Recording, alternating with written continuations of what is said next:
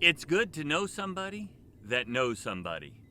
The other night I was sitting on the back patio studying. We've had a little bit of a cooling trend, but I heard the air conditioner click, but it never came on. Went and got the ladder, came up here, removed some of the panels, realized that the exhaust fan was not kicking on. So I thought, it must be the capacitor. So I traced the wires out of this compartment and discovered that sure enough, the capacitor was bad. If you take a look, it's been leaking some oil out of there. And so I called a contractor that I know and asked him, do you know somebody that would sell me a capacitor? Sent him a photo of it. He called his guy. His guy said he had it. He told his employee to get it. It was waiting there when I got there. Absolutely awesome. It's good to know somebody that knows somebody, is to have that connection.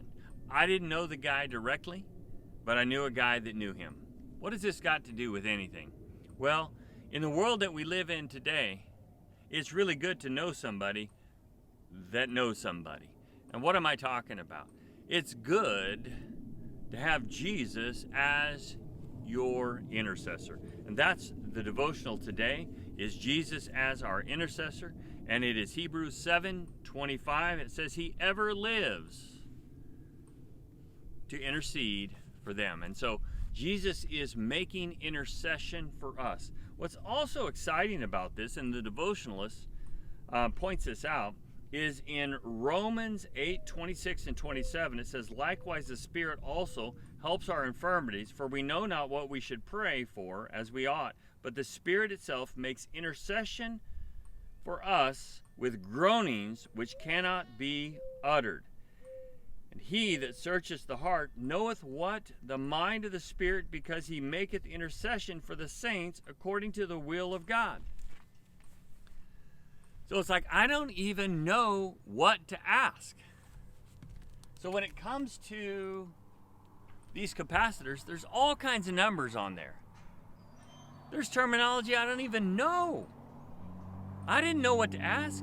I just took a picture and I sent it to them.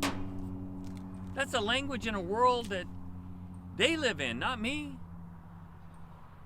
And I'm down here in this world, and I'm seeing the struggles on a physical level, but I need to tap into this God that's in the spiritual realm.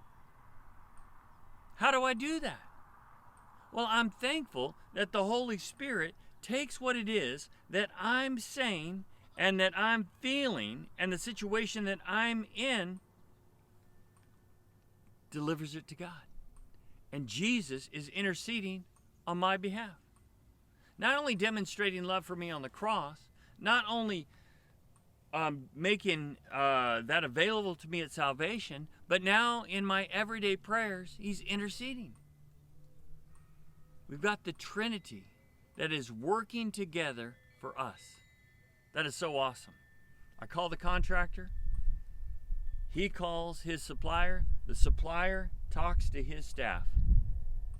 All working together for this little bitty part so that this thing can work and function. Our prayers work in a very similar way. Sometimes we're aching. Sometimes we don't know what to say. Sometimes we've done the pleading, we've done the praying, we've done everything, and now we're just broken before the Lord. The Holy Spirit takes that to God. And Jesus says, I died for them. I love them. And then we see heaven respond. We've seen that in our church just here recently. We've seen God respond to our prayers and fasting, and we're thankful for that. So this is what's kind of happening behind the panel, as it were. Behind the scenes is intercession for the Holy Spirit and Jesus as well.